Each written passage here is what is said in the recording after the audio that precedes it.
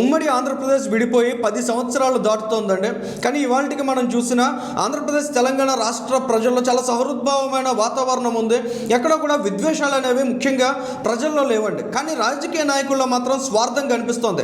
రాజకీయంగా ఈ రెండు తెలుగు రాష్ట్రాల ప్రజల్ని రెచ్చగొట్టాలనేటువంటి ఆలోచన మనం అనేక సందర్భాల్లో గమనించగలుగుతున్నాం. ఇక్కడ ప్రధానమైనటువంటి ఇష్యూ నదీ జలాల పంపకం.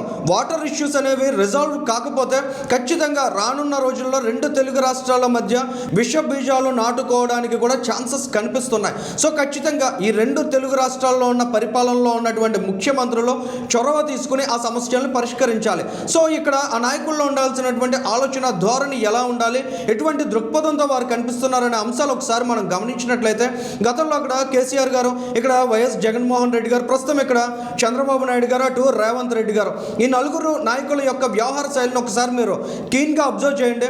జగన్మోహన్ రెడ్డి గారి గురించి ప్రత్యేకంగా చెప్పుకునేదేం లేదు. ఏ విధంగా రాయలసీమ ఎత్తిపోతల పథకాన్ని కేసీఆర్తో ఉన్న లాలూచి ఒప్పందానికి తాకట్టు పెట్టాడు అనేది ఇప్పటికే చాలా స్పష్టంగా తెలుస్తోంది. ఇక కేసీఆర్ గారు 1,00,000 కోట్ల రూపాయలకు పైగా ఖర్చు చేసి కాళేశ్వరాన్ని కట్టి కేవలం 14 లక్షల ఎకరాలకు మాత్రమే నీళ్ళు ఇవ్వగలిగారని కల్వకుంట్ల కవిత గారు నన్ను కడిగి పారేశారు కేసీఆర్ గారిని. సో చాలా స్పష్టంగా తెలుస్తుంది కేసీఆర్ గారు ఎంత గనుడు అనేది కూడా. మరి అక్కడ రేవంత్ రెడ్డి గారు ఆయన చాలా తెలివిగా ఆంధ్రప్రదేశ్ రాష్ట్ర ముఖ్యమంత్రిని రాజకీయంగా ఇరకాటంలో పెట్టాలని ఆలోచన చేస్తున్నారు. తద్వారా తనది పై చేయని నిరూపించుకునే దిశగా ఆయన పావులు కదుపుతున్నట్లు కనిపిస్తోంది.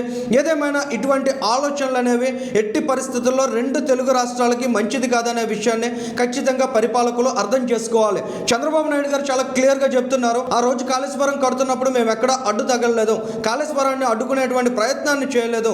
మరి వాళ్ళ దిగువన మేము కట్టాలనుకుంటున్నటువంటి ప్రాజెక్ట్స్కి ఎందుకు ఆటంకాలు క్రియేట్ చేయాలనుకుంటున్నారని చాలా స్పష్టంగా ఆయన ప్రశ్నిస్తున్నారండి. ఎందుకంటే కొన్ని వేల టీఎంసీల నీరు అనేది ఇటు గోదావరిలో కావచ్చు, అటు కృష్ణాలో కావచ్చు, సముద్రంలోకి వరద నీరు అనేది సముద్ర పాలు అవుతుంది. మరి అటువంటి నీటిని సద్వినియోగం చేసుకునే ఆలోచన ఒక బాధ్యత కలిగిన నాయకుడిగా చంద్రబాబు నాయుడు గారు చేస్తుంటే దానికి ఎందుకు తెలంగాణ రాష్ట్రం అడ్డుపడాలి, ఎందుకు తెలంగాణ రాష్ట్రంలో ఉన్న ముఖ్యమంత్రి కావచ్చు, అక్కడ ప్రతిపక్ష పార్టీ కావచ్చు అడ్డు తగిలే ఆలోచనలు చేయాలనేది చాలా క్లియర్గా రెండు తెలుగు రాష్ట్రాల ప్రజానీకం ఆలోచించాల్సిన అవసరం ఉంది. ఇవాళ వరద నీటి కారణంగా ఇబ్బంది పడేది దిగువన ఉన్నటువంటి ప్రాంతాలు. వరద నీటిని సద్వినియోగం చేసుకునే దిశగా ప్రాజెక్ట్స్ నిర్మించుకున్నట్లయితే రిస్క్ అనేది పూర్తిగా దిగువన ఉన్నటువంటి రాష్ట్రాలు తీసుకుంటాయి. ఎందుకంటే పెట్టుబడి పెట్టేది దిగువన ఉన్నటువంటి ప్రాంతం కాబట్టి.